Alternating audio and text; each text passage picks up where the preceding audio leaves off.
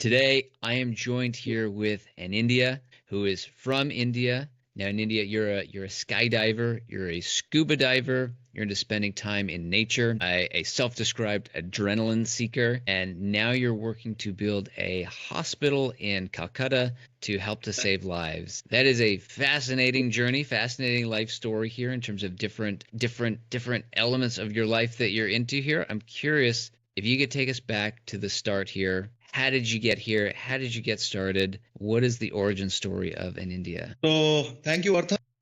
It was very nice connecting with you, and I was really looking for this podcast. And when I got to see the tagline, that is holistic healer, question mark, then rebel, and how do you means approach this biohacking? So I was really excited.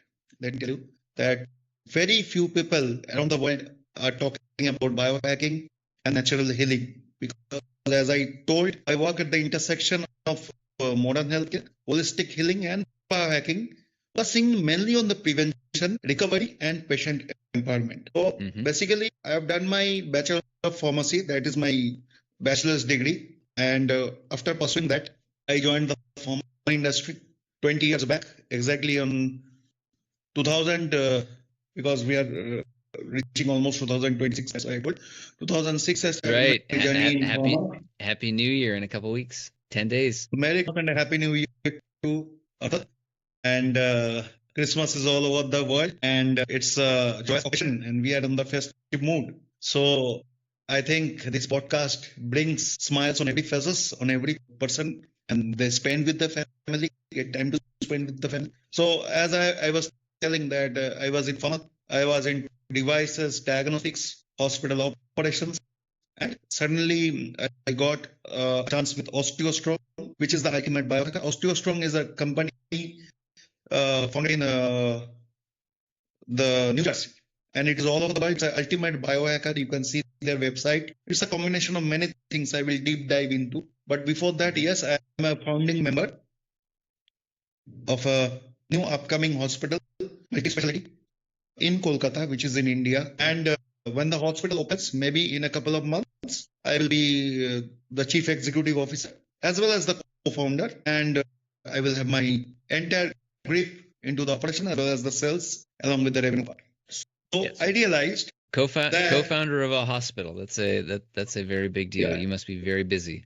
Yes, changing lives, yes, because I think when you are into a hospital setup, you are into everything. You are into diagnostics, you are into pharma, the pharmacy part, you are into devices, you are into the biomedical waste part, you are into the facility part, that is housekeeping, that is your security, your canteen. So everything, I think that is the epitome of healthcare, where you can do. Hospital is the ultimate, where you have everything. You have ICU, HDU, NICU. Now you have the specialty of gastro, neuro, nephro, everything. And what I was saying that I realized that treating diseases, we are actually all over the world, doctors are treating diseases and not humans, right?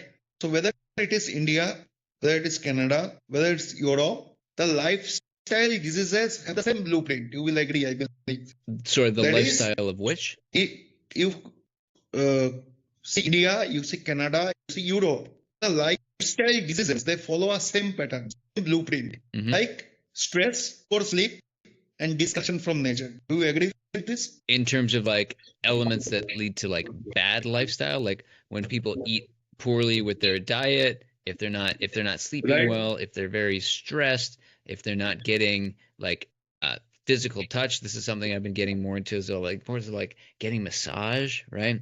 And regulating our Right. nervous system. So yes, Exactly. I agree. That's what. If people are living a bad lifestyle, their health Yeah. outcomes will be poor. Yes, stress is everywhere. Cortisol levels are increasing. Processed food is everywhere. We are all having it. Ultimately, whether it is Canada, whether it is India, we are all into those Kentucky Fried Chicken and all those processed stuffs. All the Yes. best, all our favorites, and like sugary drinks like soda, pop. Right. So what I was realizing that the doctors are actually treating the disease, not the humans. And that's when I began integrating sunlight, cold exposure, and nutrition with a proper mindset into it. What you told, that which is the nervous system. And I am not against doctors, never, because I am with them only, but I am into that. I am against incomplete medicine. So there are three things which are free of cost, which people don't understand. That is exposure to sunlight. That is cold showers, proper circadian rhythm with sleep, proper sleep, and breathing. Breathing means I'm not talking of the normal breathing. I'm talking of the deep breathing and the consequences with that you follow. You can control your stress. You can have a control on your hormones, hormonal levels. It's funny because I was going to make a little comparison here between Canada and India, because being in India, you're very lucky on the sunlight part because you can go outside and you have lots of sunlight. In Canada right now, Yeah. we're rolling into winter, and there's not a lot of sunlight here. It's not very bright. There's no chance of me going outside and getting a sunburn today. That's not going to happen. So getting sunlight, if you live in like a northern, a northern country, is Yeah. a challenging thing. And again, we can have discussions about that. Okay, maybe you know get all the sunlight in the summer, or maybe in the winter you take a vacation, you go somewhere that does have sunlight, or maybe get something with like an infrared sauna. Well, that's not exactly the same, Right. but what I was going to say, on the flip side, if we're talking about cold showers, if you want to have a cold shower, come to Canada. You will have an experience here, because it's something it's something that's part of my routine. Every day I take a very frosty shower, and I can feel the temperature change throughout the year. And right now in the winter, Yeah. it is cold. It's cold. So if you'd like a nice cold shower, come visit. Yes, of course. Because see, from India now, there is now a trend to visit Finland, okay, Norway, Okay. to see the northern lights. And there you don't have a sunrise. I think it's throughout the day, there is no sunset also.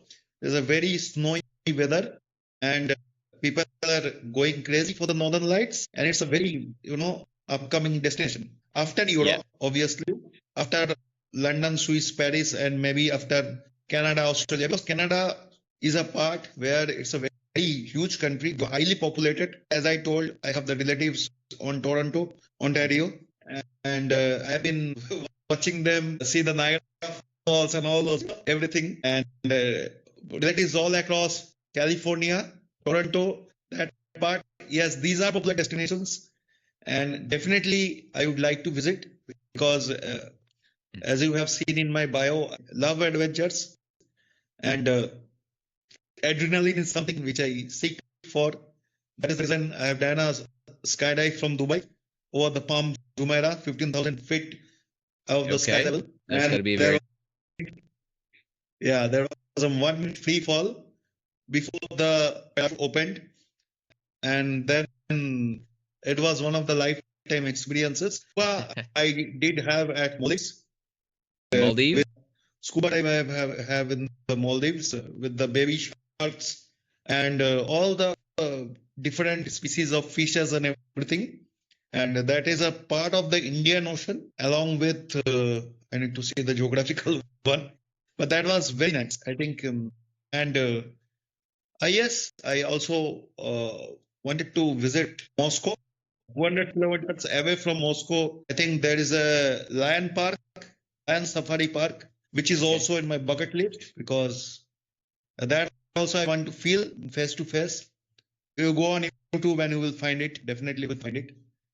Not sure. the Thailand tigers which are injected and which are actually given those milk to just stay calm, not at once. I like to travel over the world, and yes, you told about the cold shower. So, what is the temperature now in Canada? Right now outside it's about freezing, so it's about 0 degrees, and in January it'll get a little bit colder, -10, -15. Yes. So that time also you prefer to take a cold shower? Absolutely, every day. Excellent.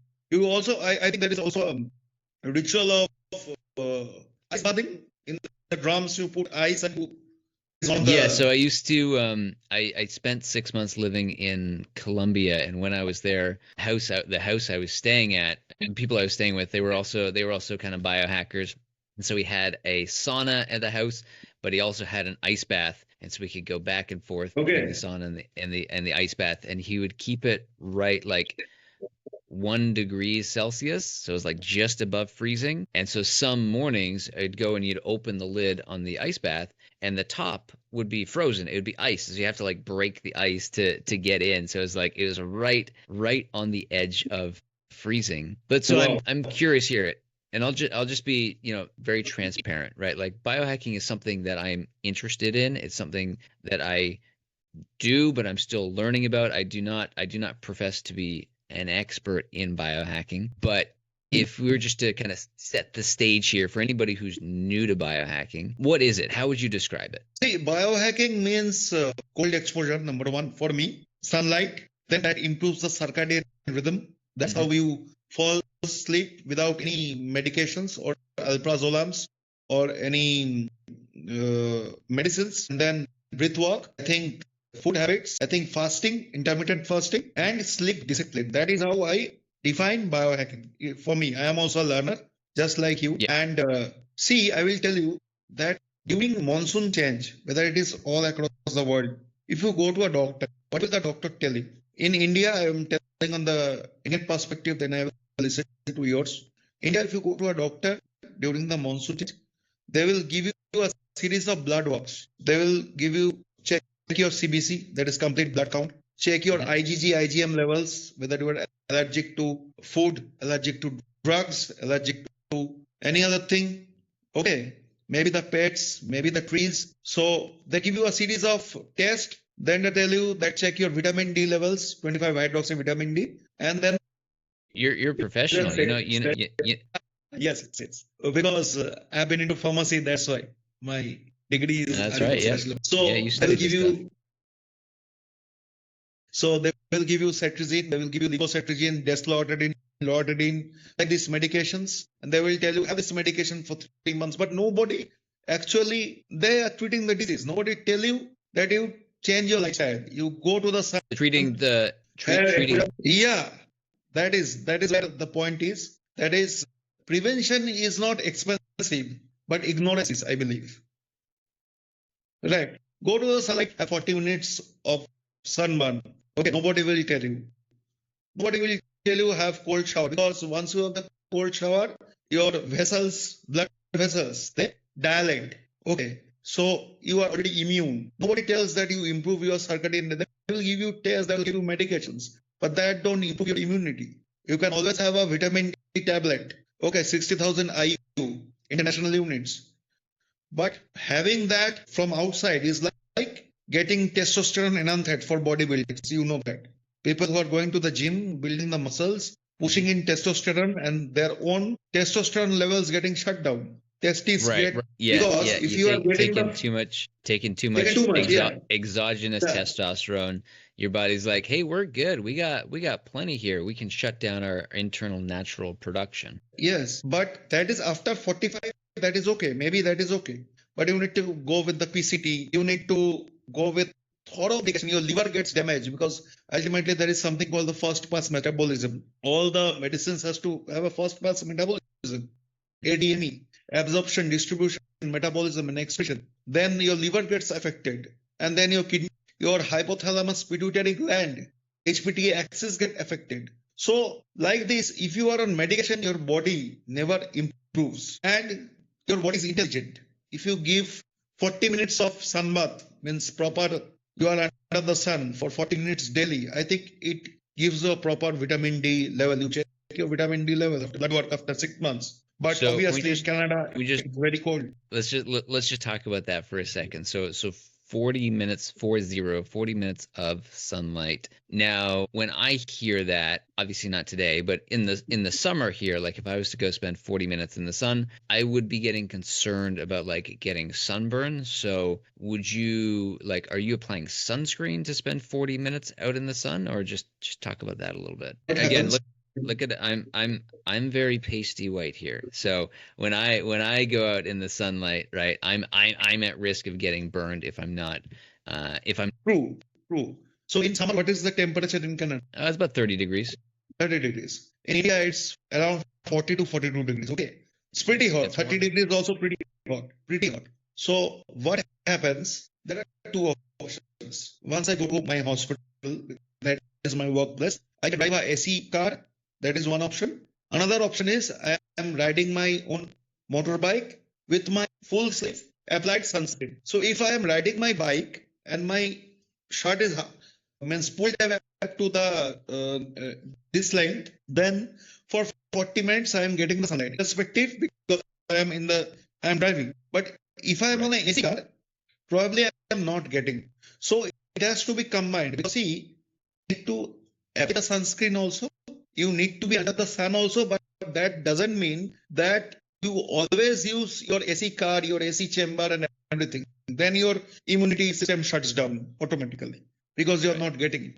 So there has to be a proper balance, I believe. Right. And I guess the other piece too is like time of day, right? Because if someone was to go out early in the morning, say, Right. 7 in the morning, 8 in the morning, 9 in the morning, and just to, go for a walk around the block, again, you could be out in the sun and you're not at risk of getting sunburn. So again, just kind of Very distinguishing between important. like, early morning sunlight or maybe late at night around sunset versus right in the middle of the day when the sun is the most intense. And that's Because yeah, go ahead. because in the morning time from 6 o'clock till 9, I think that is the best time. Because post 11 till 3, I think that will be excessive heat. Whether it is Canada, whether it is India, so of course Canada also I think excessively you will have sweating. So I believe the timing Absolutely. you mentioned is a very critical factor. Which time you are going? Absolutely yes. Yep. Okay. So if somebody wanted to get into biohacking, maybe they've heard the term, maybe they've been inspired by what we've talking about here. What are some of the first steps that somebody could take? First of all, they need to understand their body, that what their body is facing. Okay. So if you are not, I will just give you an example. If you are always taking the elevator, if you are always taking the car, if you are always under uh, air conditioner, then there will be your joint, and there will be stiffness in your body. There will be problem in walking, problem in breathing. So Right. if you want to heal with the environment, And I would first of all, you learn. I would add to that too. If you're sitting in an office chair all day, sitting in a Yeah, rigid sitting position, true. We all, even we Indians also, we see Google office in California. We see that how different they have made it. First, there is a sleeping area, there is a swimming area for the employees. Why? You are involved in the activities, you are considered productive. You are sitting only in the office chairs, you are declared that you are just a robot, and then your value decreases. Your work can be done by ChatGPT with a proper, prompt. yep. Right. So health isn't something you outsource. Health you need to give signal to your body and your nervous system that let me change something. Okay. Like till last year, I was having severe allergy and asthma during this monsoon change. Okay. So I was given inhalers. I was on a device to take the inhalers.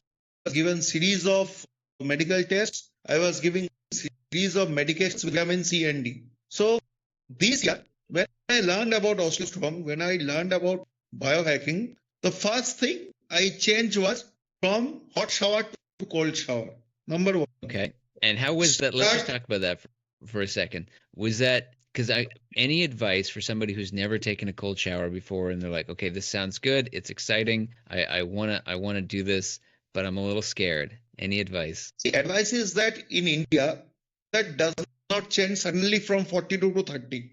Never. From 42, it will come to 40, then 38, then 36, then 35. So, whenever you feel take a hot one, to turn on your geyser, you rather stay with that. And before that, any advice is that before that you complete your exercise and the sunburn, so that your body is heated, veins are pumped, there is a blood flow in your entire body, so that you feel the sweat, and then you have, okay, now I have to take the bath. But if you are waking up and then going to the bath, probably you will ask for a hot shower.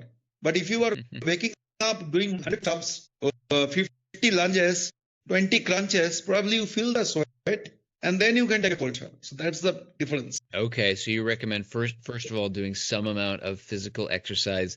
So you're already moving Yeah, your body, you're already getting some blood flow, you're already a little bit sweaty and warmed up so that you're yeah, and I have noticed that too, that when I exercise right before taking a cold shower, it's like I have this aura of warmth around me that helps to keep away some of the cold. But sometimes I right. do just get up in the morning and first thing is I take a cold shower. And I guess for anybody who's feeling scared that they're like, "Oh my God, I could never do that." What was it that helped you to like get over that hump and be like, "I'm just gonna do it"? Yeah, yes, yes. There are people who can say, yes, I can never do that. But then you need to see there are small changes brings you bigger wins. Small changes like maybe people around the world when they will listen to both of our podcasts, we are from different region, but if you have one common hobby, that is biohacking. Maybe Mm-hmm. that is the holistic approach. Maybe we are Mm-hmm. a calm river. Three things which are common. So we are motivating each other to do that. So I think when I also went for the skydiving and the scuba diving, I was also doing it first time in my life. But then I have the intent, yes, I have the trust, yes, that although I am signing a death consent before skydiving, I know the Dubai protocols, I know the safety features, I know that they are certified. I checked the Google ratings. So before one should be educated enough to see what are the benefits of a cold shower versus hot shower. I think that first is education. Mm-hmm. First, you should train your mind that why I am doing this. So once the mind is trained, yes, I will start some small things. So let me start with a walk for 10 minutes. Let me do at least 5 push-ups, only 5. Tomorrow I will increase to 10, then 15. I cannot do 100 in a time, right? So I Maybe love let what you me, I love what you said there. So one of my favorite books is this one right here, Atomic Habits. And the reason that I love it is he talks about like if you ever want to start a new habit, start by making it like so small that it's almost impossible not to do, right? And so to even right, say right, like if you want to start exercising, to even say I'm just going to do one push-up, right? Because right. anybody, unless you have like a very specific disability or injury, like anybody can get down and do one push-up, right? Like you don't need any equipment. It doesn't take you a No, lot of time, right? no. I don't care how busy you are or you don't have any money, you can do one push-up, right? So like you Yes. eliminated the excuses.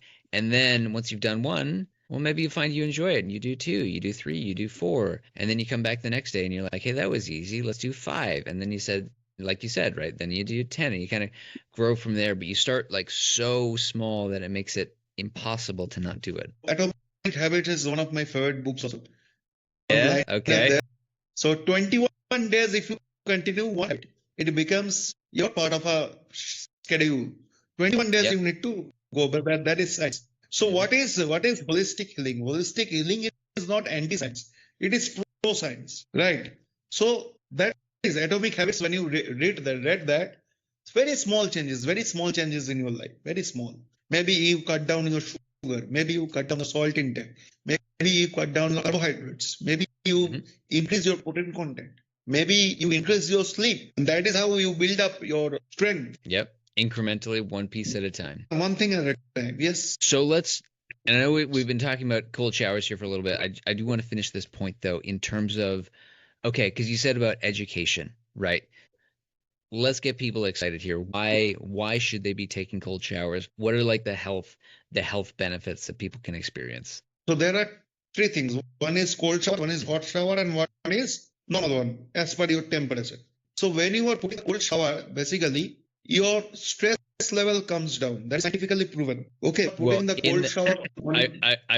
I would make the argument that in the moment of taking a cold shower, your stress level goes up. But then after, when you're done, yeah, there is this moment of like relaxation where you're like, and then it Yeah. all kind of fades away. See, you have seen bungee jumping. Yes. So the moment when you are about to jump and the instructor from your back, they hold your grip, you will say, let me take a moment. Let me just take some time. And the instructor says that here you can nothing do. You just jump and then you have a free fall and you enjoy the life. Nothing will happen. So for that time, maybe the stress, the hormones, the anxiousness may increase. But once you jump, then when nothing is in your control, and suddenly you get a free flow in the bungee part, the skydive part, wherever it is, Right. and then you enjoy.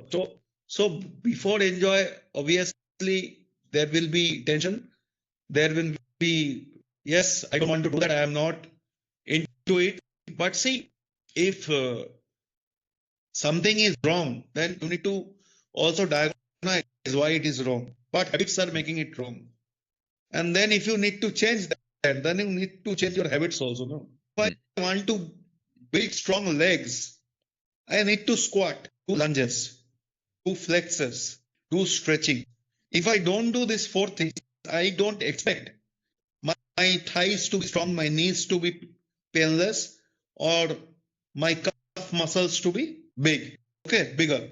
So that's it. For that, you see Arnold Schwarzenegger videos, you watch Sylvester Stallone videos, you get Yeah. motivated by Terminator 3. That doesn't matter.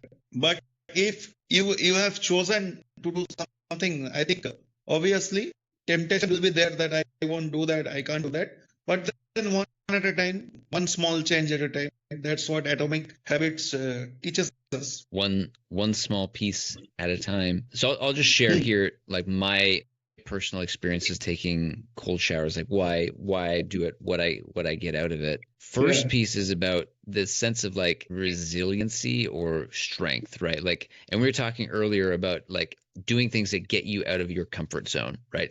If you take a nice, comfortable shower, you're in your comfort zone. If you get in, you take a cold shower, you have pushed yourself out of your comfort zone. So for me, it's partly about this feeling of, and I think I'm partly stealing this from Joe Rogan, but it's about proving to myself, minding myself every day, or testing myself to see, am I a little bitch? Right. And I'm going to use strong language here because that's how I think about it for myself. Right. It's like, am I, today, am I going to be a little bitch or am I not?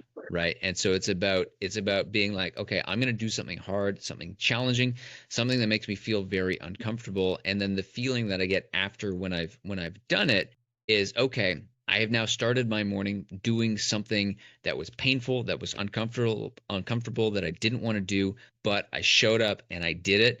I faced my fear, which is a lot of what it's about. And now I know going into my day, okay, I've got that strength, I've got that courage, I've got that confidence. That's like, okay, if I've done that, the rest of the day is going to be easy from here, right? So partly it's about developing a sense of like internal confidence of being like, I've tested myself already. I've done a hard, challenging thing. The rest is going to be easy. It's also good, like you said, for like dilating blood vessels. So encouraging blood flow through the body, because you are putting your body under a tremendous amount of stress, right? You're putting all this cold onto your body, and your body reacts and it tries to respond. So it works to like heat up. It increases your metabolism because your body's trying to like, okay, we're really cold here. Let's burn some energy. We're trying to heat up here. And then also for the guys out there, it's also really good at boosting testosterone, because again, it's like when you're putting your body under stress, right? Your body's like, okay, we gotta wake up here. We gotta compensate. And so I find it's a very good way to wake up your body, to bring it back alive, to feel alive again, to get your blood pumping, to get those endorphins flowing, to get testosterone going. And so it's just so many benefits there. But it's still a challenge. And I've been taking cold showers for years now. Every day I'm still like, there's a part of me that's like, I don't have to do it today. We don't have to do it. I don't know why you keep pushing yourself so hard. But I just have to internally come over that and say, like, you gonna be a little bitch, or you gonna go do it. There's still a part of me every morning that is like, "Oh, you don't have to do it today. Why do you have to push yourself so hard? You don't have to do it." And it's still every day I still have to remind myself, you gonna be a little bitch, or you gonna go get it done. Yes, of course. Very nice, Arthur. I think you nailed the point. You need to come out of your comfort zone. Even see, when we change companies also, you are also working professional. Apart from this, I am also working professional. When we change a company, we go to a newer one with a proper, with a new hike. I think the IT system changes, the reporting system changes, the boss changes, the managers changes, the entire office environment changes, and we basically we accommodate with that new fear, right? And that is what is called the probation period. And then we get comfortable again before we change to another one. So that is also a fear. So in life, you need to come out. You need to give, that beach part is very important. To be able to push yourself out of your comfort zone. I'm curious because again, you're someone, self-professed adrenaline junkie. Were you always like that growing up? Was there something, a change that happened in your life that sparked something in you that was like, I'm going to do this? Take us on that journey. What's that story? How'd you get here? Yeah, so I was born in a very middle class family. So my parents actually have given so much into my education from their earning, whatever. So in my childhood, basically, I am an 80s kid. I'm born in 1981. Now today I'm 45 years of age. I don't know what's yours. So I was born in 89. 89, okay. Then you will be 37, 38. So I'm being early 80s kid. There are very things, maybe there are many things which were not in our childhood. In our childhood, getting a computer and a Yahoo Mail was huge, We didn't have a WhatsApp. Hotmail. Hotmail, yes. So we have our first social media, I believe, was Orkut, not even Facebook. Was what? Orkut. I'm not familiar with that one. We had there was oh my God, I'm blanking. There was MySpace. There was also the first communication tool that I used was MSN Messenger. MSN Messenger, yes. MSN Messenger was the first communication. Our first video game was NH6. And then Mario, that was the Contra games I played. Of course. Yep. Yeah, Mario Contra, and then some very basic car racing videos, which we used to connect with our television. There was no PlayStation like that. So when I grew up, there, as you also grew up, I believe, there was social media was zero that time. Okay. So when I grew up within the family, I struggled a lot, and my parents put so much money into my education and everything. So when I was growing up, I thought, let me explore the world. That was my dream. Let me go to every part of the world and let me see what we can happen. And when YouTube came, the first thing I saw was skydiving.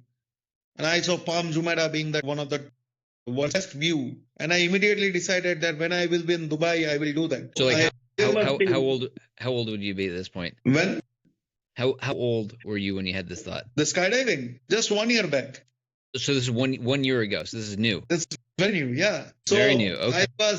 I have done 2 years back. So I think in my middle 40s, I am doing these things because, passion is something because when I started earning and now when I have my own hospital, I thought that let me put aside the work. Let me go and enjoy my passion, my life. And I remember everyone was sleeping. I woke up 6 o'clock in the morning. Earlier, I had booked my slot. I didn't tell anyone. I booked a Uber and went to the skydiving spot. Didn't tell anything to anyone. Just told that I will not be available for the next 2 hours. Put my phone in the locker.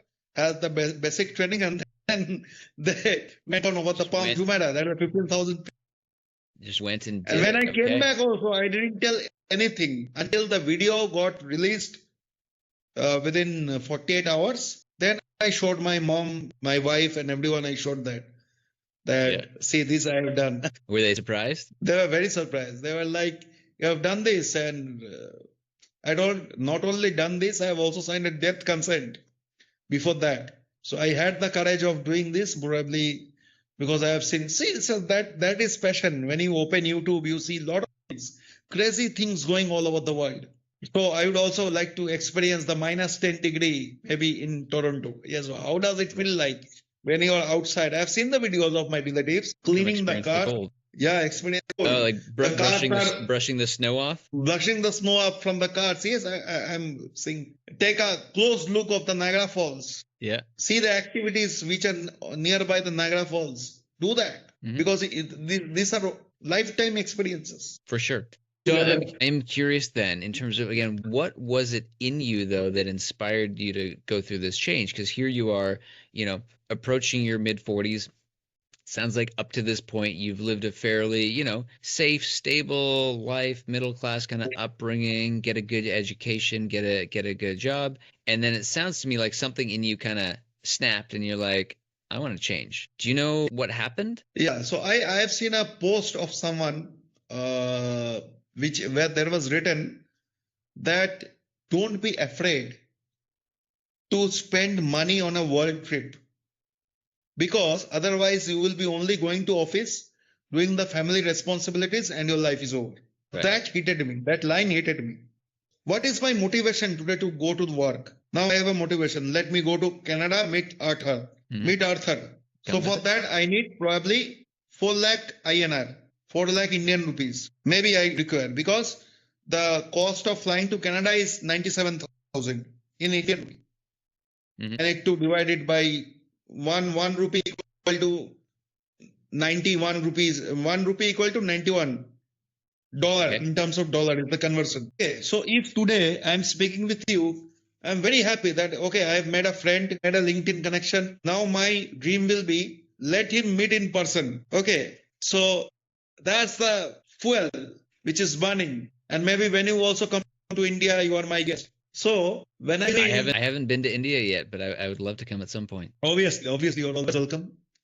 Lionel Messi has just been from India. If you see, was he? Yeah, very nice. He had been to Hyderabad, Bangalore, Mumbai, Kolkata, and Delhi. So nice. Lionel Messi has been there. Cristiano Ronaldo is coming on February, I believe. February. On the cards. So because India is also, very cultural when it comes to football, which is a game for the poor people. They have created football. From Brazil or Argentina, these are the countries. Also similarity with India about the poverty part, and also on the passion towards football. So that's it. So you need to find your own passion. Maybe I need to explore the world. See, job, stability, safety is one part, but getting your dreams done and checking your bucket list is the second one. Right. So I believe that is the reason in the mid 40s, that don't be afraid to spend money on a world trip. Because that gives you I can do my bachelor's degree from a college. You have also done it. I may do my MBA from here. You will done it. You will do that. But the best part, when you see, if I travel to Canada, I take some Canadian Airlines, maybe Emirates, maybe Qatar Airways. I exchange the Forex, the foreign exchange. That gives you the more experience, not your normal education. When I go there, I taste your food. I get acquainted with the climate. I get the -10-degree feel. I see entire Canada starting from Vancouver to Toronto. That gives you the privilege. That gives you the experience. Not real sitting in India and just Googling, tell me something about Canada. Right. Yep. Actually getting to experience it, to feel it, to be there. Connection with the nature. Have you walked on grass, barefooted on grass? I have, but not enough. Me too. I have not enough. But when you are on the cricket ground or football ground and you put off your shoes and socks and walk over the grass, you can feel the connection with the nature. Right. Yeah, grounding. If you enter a sea beach, walk on the sands, and the sea waves come and washes your feet, you are connected with the nature. And that is only by which we are talking in the other sense. Yep. Reconnecting back to nature. Yeah, it's something I have heard a number of people say that one of their, and this might be Andrew Huberman, I'm trying to remember where I heard this from, but the importance of, like, first thing in the morning when you get up is go outside, so you're getting some sunlight, so your eyes are able to adjust and your circadian rhythm is correct, right? Because we're supposed to receive sunlight in the morning, and that if you can as well, to find somewhere with some grass where you can take off your shoes and walk around with your bare feet on the grass, again helping you to ground you. And it's supposed to help to relieve stress, right? Because again, you feel that connection to nature, get your circadian rhythm right, and it's just meant to start your day off correctly. Now, I will admit this is one of those pieces of advice. I've heard it several times. I have been bad at implementing it. I think partly because I live in a city, and there's not a lot of grass right nearby to me, right? And so I haven't done that one, but it's on my list. Yeah, yes. But kudos to you that at minus 10 degrees also you have the mentality of taking the cold shower. Maybe you are not getting enough sunlight because of the weather in Canada. Yes, I know that. But then if you are exercising well, if you are having a proper food habit, if you are having a proper diet in your chart, if you are having proper protein intake, not too much, you are having a proper urea, creatinine, and all your blood works on the same level, you are motivated, your cortisol in your control, testosterone is boosted, and everything. Mm-hmm. I will also Yep. tell you one thing. For the last 1 year, I have been to the segment of nephrology. And I What's have been that? in touch. Nephrology is dealing with your kidneys. Okay, interesting. And the doctors who do the kidney transplant are called nephrologists, or when they give the patient dialysis, multiple dietitians with them for the holistic approach. Mm-hmm. I have seen 5, 6 dietitians very close to me, those who counsel the patient, sell books that what a dialysis patient should have or not have. Dialysis, as you know how it is done, I think you have the basic understanding of dialysis. Dialysis, let's just go over that quickly, but I believe it's related to like filtering blood. But it's like your pardon? From the kidneys, yes, because your kidneys are not able to do that. Through a dialyzer and a machine, you do the filtration part. The blood is circulated back to your body. That's dialysis. So in Right. this dialysis part, the role of dietitians is really helpful for the patient. This is the holistic and the healing part. They tell you that how to cook good food, and that does not sound like patient food, delicious, nutritious food. There is a part of yoga which heals, because in for those kidney patients also, those who are going kidney transplant also, they are under high stress, high stress. So not only medication, holistic part is also very important, which are done by the dietitians, which are done by the yoga teacher. And this yoga and that diet part, this is the holistic and the rebel approach. And Right. the So they've got medicine part, so they've got yoga to help them to move their body, to be flexible, again helping with the blood flow, also helping with like mental state, or like helping them to relax Exactly. and be in a calm state. And then they're bringing in like good nutritious food, so they're eating the right things. Exactly. It is the right thing, keep their creatinine levels under control, urea levels under control. So that's how. And as you will find several people who are having, you see, during the time of COVID, when everything was shut down, what was the thing what doctors were banging upon? It was immunity. So people like you and me who are having cold showers regularly, even at minus 10 degree or plus 10 degree, we don't have immunity issues. But people who are having hot showers, if a little there is a change in the climate drop, they will start sneezing, they will have cough, maybe they will need antibiotics, because the immunity is not developed, because in a sudden change they don't have sunlight, they are exposed to only heat only, they don't know what is the benefit of a cold shower or cold webs, maybe in the cold weather. And I would also argue most people too have very, very poor sleep, right? They're not getting they're not getting a proper 8 hours of sleep, or if they are getting 8 hours, maybe it's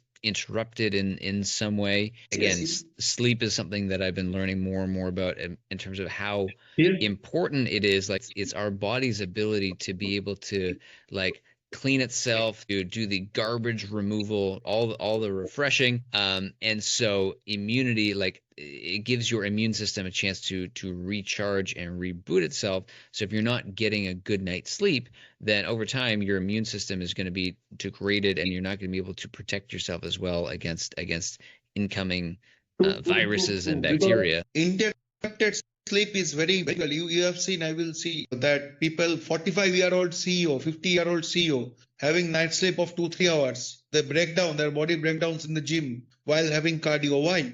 Because of improper sleep. If you have a proper sleep of 8 to 8.5 hours without any interruption, probably you wake up in the morning with a proper mindset, and that actually also builds up your immune system. You're very correct. Mhm. Sleep, sunlight, cold exposure. I think these three are free of cost. Along with the breathing, deep breathing brings, exercise with deep breathing brings a lot of changes in your body. Are there any specific breathing exercises that you would recommend? See, it is said that if you are angry on someone. And before you shout, you should take a pause and have a deep breath for at least 3 seconds, which lowers your cortisol level. So having deep breathing while you do yoga, you do your squats, while you do your push-ups or bench press, maybe while you do your pull-ups, you know what is the function of the deep breathing. It connects your mind, muscle, and heart. Everything it connects, and it actually makes you stress free. So if you know how to breathe properly during your exercises, or breathe while you are swimming, because most of the time you are underwater and you just put your mouth upwards for once in 4 seconds, and the breath you take, you hold. Okay, that increases your lung capacity. It's very important. Very important for immunity, very important for, if you have seen in YouTube or you may be seen in social media, there is a lung exercise that you need to hold, take breath, hold your breath, and then exhale. If that timing entirely, you do that, lungs are in good condition. If you are doing it before time, probably not. And if it is not, then probably you need to do spirometry and those things. You know that. Well, I hear people talk about like box breathing, right? So the idea, like, you breathe in slowly for 4 seconds, hold it for 4 seconds, and then you breathe out for 4 seconds, hold for 4 seconds, and you keep going around and around like that. I also find too that taking my hand and just putting it on my belly, because I think when we get stressed, when we get nervous, we get anxious, we start breathing from our chest, but we're not even aware of it. And so it's like, just by taking my hand and just putting it on my belly, and it just reminds me, and I can feel myself breathing deeply in my belly, and it just reminds me, oh, okay, I'm doing it right now. It just reminds me to take now we are almost 1 hour.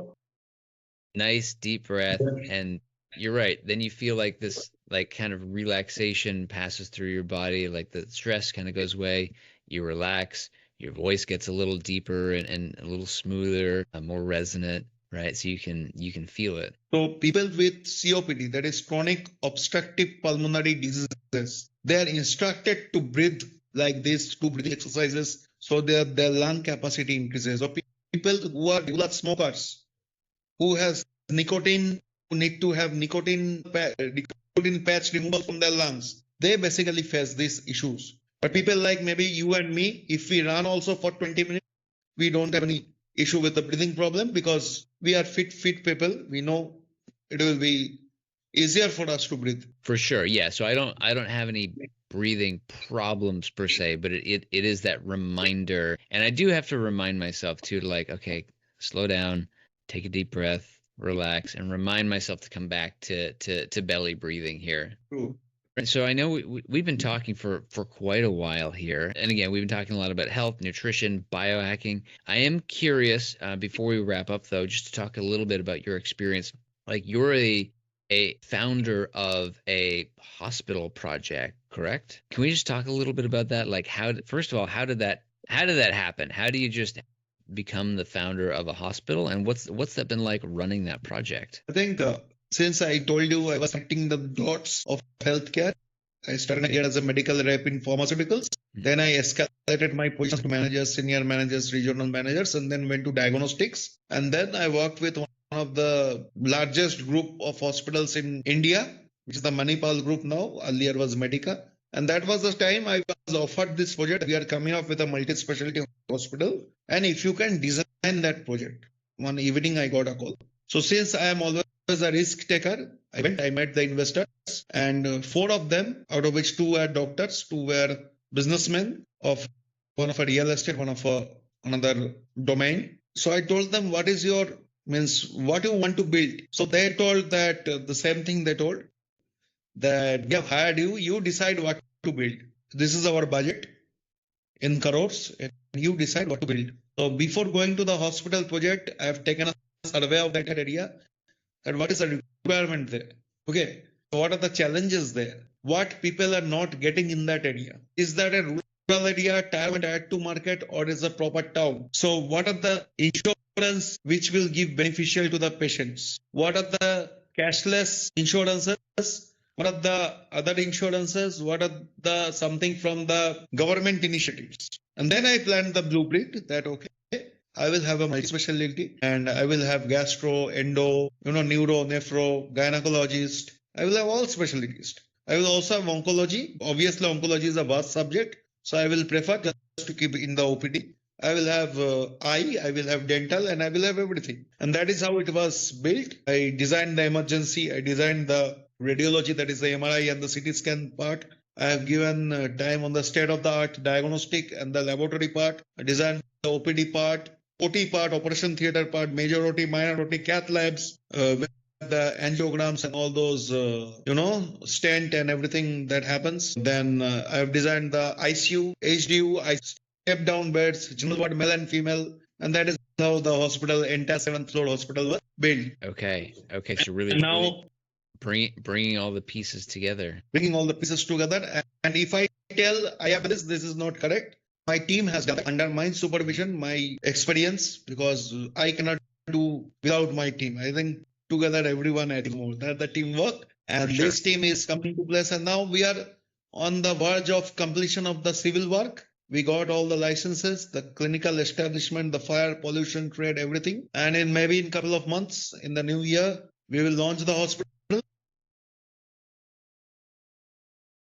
In a couple of months. So this is happening right now. It's almost done. Right now, yes. Maybe in February, by mid of February, during the Valentine's week, maybe, so that we launch the hospital, and I am stepping into a new role, that is the role of a chief executive officer, which is a hospital administrator, the highest post, taking the reporting from the medical superintendent, all the HODs, and also the sales team, which brings the revenue, and from a founding member to a co-founder and a CEO. That will be the transition, and with your best wishes and everything, I believe that will be a successful journey. Well, I want to say congratulations. February is not far away.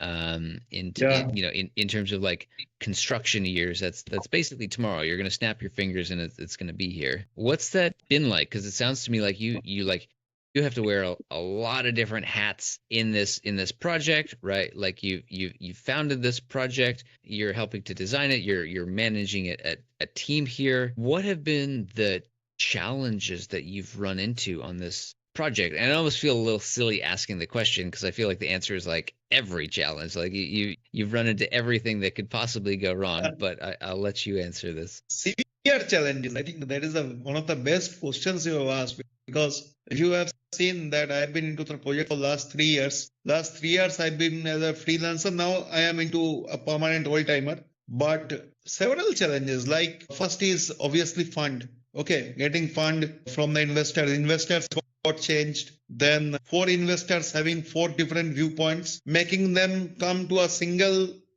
place where all of them agrees in an instrument, getting the building colored, in getting the tiles, in getting the doctors. Because you see, if I ask you what is your favorite place, you will say something. Someone other will tell something. Your favorite food and my food will differ. Your favorite month and my month will differ. But we have one thing in common, that is biohacking and this podcast.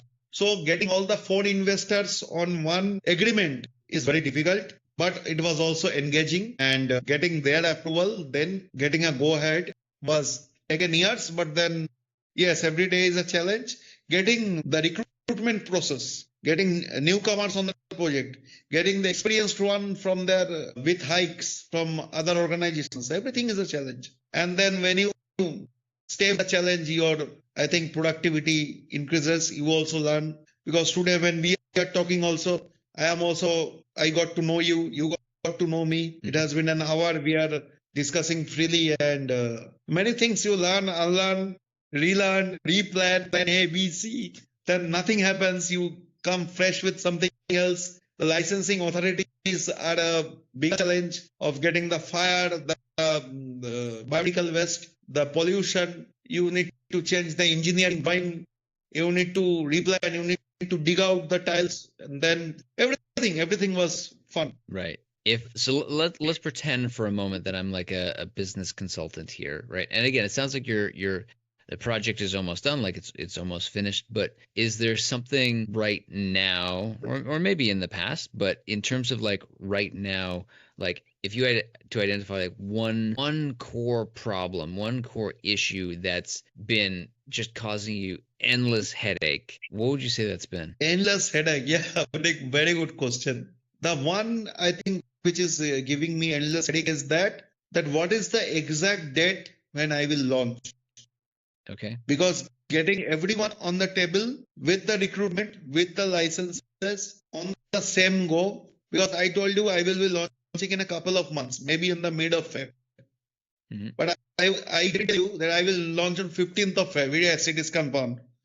Because that date, getting the date is a challenge because the team is working to 7, even on weekends, weekdays, and we are identifying all the construction issues, drainage, water, pipeline leakages, silicone fittings, everything. And so now the only challenge is when did you launch? The candidates are also asking, the doctors are also asking, when do I fix my OPD schedule? Can you tell me the date? So that is the only thing I think where it has stuck now. I believe within next 10 to 15 days, having a couple of meetings with the investors, I'll be able to tell that also and solve the problems. Okay. So is that because you're trying to find, like, basically coordinate, like, so the hospital's still under construction, right? So there's still No, construction team construction in is there. finished. Oh, construction Is finished. Okay. finished, but the internal works like the IT works, you get the UPS, everything, machine installation, the offer Right. letters given to the candidates, they are taking it. Some are rejecting, some are negotiating with the HR part. So everything put together and fixing one date. That is the challenge. Right. Because in order to open a hospital, now obviously there's, we're not looking for 100% here. It's not that on day one everything 100% works, but in order to have a functional hospital that you can open the doors on, certain, like, the minimum requirements of, okay, I need to have this many nurses, I need to have this many, like, administrators, I need to have somebody who can, unlock and open the door, for example, right? Somebody who's running maintenance on, like, the HVAC system, right? Like, there's all the components that go into running a hospital, and that if they're not like a conductor with an orchestra, right? If they're not all there Exactly. The receptionist, the in floor in in in coordinators, in sync with each other. in sync with the new IT process software, whether they are okay with the software, the accountant, okay, the HR, the post which is implemented to the employees, certification, the background verifications, machine installments, the warranty, everything. Do you enjoy that kind of problem solving? Yeah. Because to me it sounds like you've got the four-dimensional chessboard in front of you, and it's like you're moving each piece, but I feel like that requires a certain personality type. It requires a certain amount of patience to be okay with the chaos. Is that fair to say? I think I'm blessed. God has blessed me with this talent because everything comes with rewards and recognition. If I am promoted to a CEO, it is all because to stable the chaos, to implement everyone into the same line with my vision, tell them what to do in next 6 months, 9 months, 1 year, 5 year. So I think if it's my parents' blessings and if God has chosen to do this, I'm happy as long I'm getting the salary, and obviously I will get a part of equity too. So it is also linked with my performance, and right. That's it. That's the biggest motivation. No pressure. No pressure. No pressure. So I think pressure is a privilege. Else, how will I come to Toronto? That's right.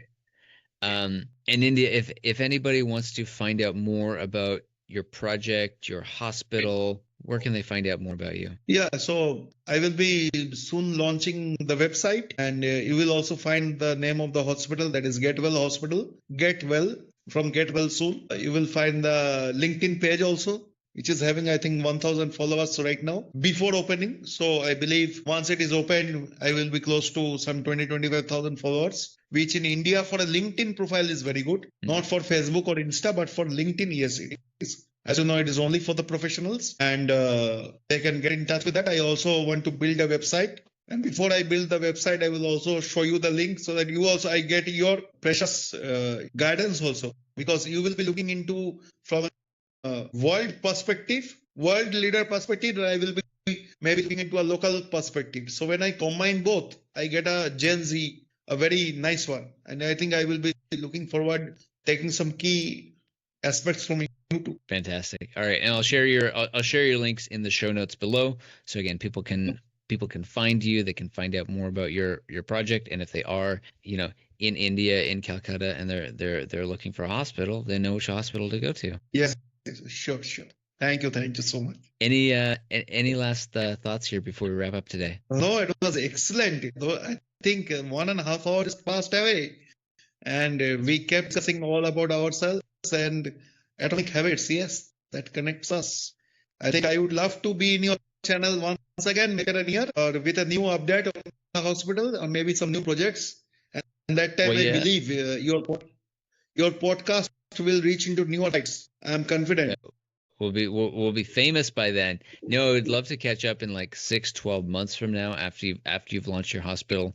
And now when you're on the other side and you're like, okay, now we got it running. Now we've got a whole new set of challenges that we're dealing with here. I will tell you, when the Indian audience will see your podcast, they will be happy to join you, and you will get newer perspectives because unlike me, there are several colleagues of mine who are into different fields, and maybe for them, they also may be practicing biohacking, holistic healing, but they are not aware about how to discuss it on a global platform because probably very few talented people like you this to the world.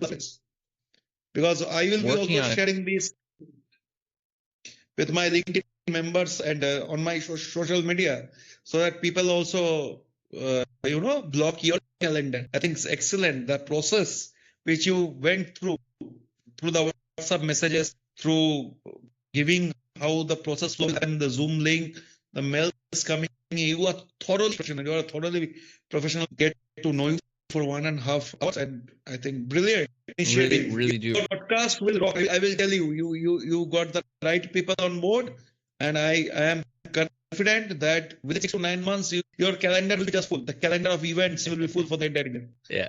Well, really do appreciate you saying that. It's been an absolute pleasure connecting with you, hearing more about your story, what you've been through, how you've gone on this journey to really getting out of your comfort zone, and now you're in a spot where you're basically building, designing, running a hospital from the ground up. So, in India, you've been on quite the journey, you've lived quite the life, and I would love to catch up with you and sometime in the next year and to hear how things are going for you. Obviously, wish you a Merry Christmas and a Happy New Year. And then the coming year, definitely we will get back again. Maybe next year with newer updates, with newer podcast, with newer topics. That's right.